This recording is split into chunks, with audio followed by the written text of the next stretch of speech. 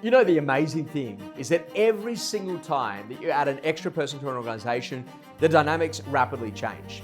And when you then start to scale by geography and you open up office number 1, office number 2, office number 3, ultimately each office can have a completely different culture. And as an organization really scales and starts to build to become one of the biggest in its marketplace, it's really hard to make sure that you've got that culture. Because you used to be in that position that you knew everyone's name, you knew the husband or wife's name, you knew the name of the kids, the pet's name, you get the whole idea here. You were really building very strong relationships. But now as you start to scale an organization, you realize that you can only have a relationship with 7 direct reports. And the direct reports that you actually have underneath you are massively important because they actually help you to scale not only the culture, but also to the beliefs that actually sit inside of that particular business. Now, what some of our best agency principals do as their businesses rapidly scale is they identify the top 20% of the people inside their organization who are real cultural contributors.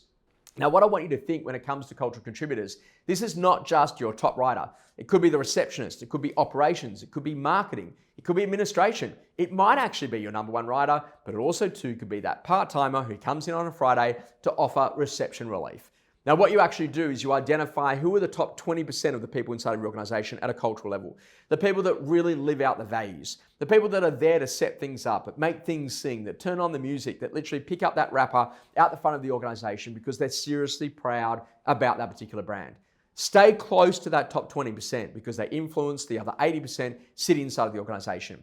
So who are your top 20% of people culturally? What actually allows them to be in that position? Do they know the values? Do they do the right behaviors? Are they in a position that ultimately they allow the organization to really scale its beliefs more often than not?